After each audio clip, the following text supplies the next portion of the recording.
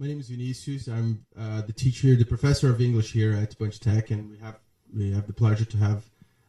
We're very pleased to have Jim here with us from CentOS. Yeah, Jim. First of all, I would like to know something about you and the company you work for. If you could tell us a little bit about yourself. Okay. I work for Red Hat. I have been a member of the CentOS project for around 9 years. I've been on the CentOS board for 8 years, and I just recently took the job with Red Hat as part of the agreement with CentOS and Red Hat that was announced in January. So I've been happily doing that now for almost a year. Mm-hmm. And CentOS started, can you tell us a bit about when it started? CentOS started a little after the split between Red Hat Linux and Red Hat Enterprise Linux, around the same time that Fedora came into the picture. Fedora took the lead for development and new software, and CentOS tried to fill the gap for enterprise users who wanted a little more stability and a little more of a longer-lived distribution.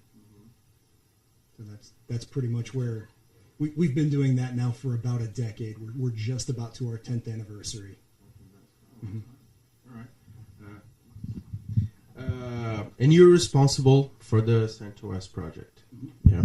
Yeah. Could you tell us more about this project? Where it's being used? How many users you already have around the world? We have around 6 million users. We could have more, we could have less. We're not able to get an accurate count because the only record that we have are the IP addresses that hit our mirror list server. So through unique IP addresses, we have around 6 million a day. So that's pretty close to what we assume our usage is. And we have users that span pretty much every continent. We have Fortune 500 companies all the way down to brand new startup companies that use our software. So we've got a pretty broad range of users and use cases. Primarily, we find that the majority are hosting companies and people in that area, although we have folks using it for pretty much every industry you can think of. If you were to give our students some advice on what technologies they should focus on for the future or skills they should be developing, what would that be?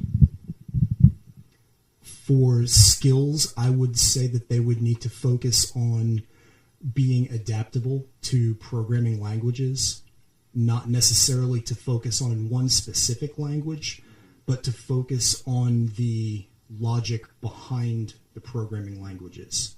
Because the languages change so rapidly, 5 years ago Java was king of the hill. Now it's Python and Ruby. 6 months from now, a year from now, it'll be something else. It'll be the next new thing. But the fundamentals behind the programming really don't change that much. The basic thinking for how something is constructed is pretty consistent.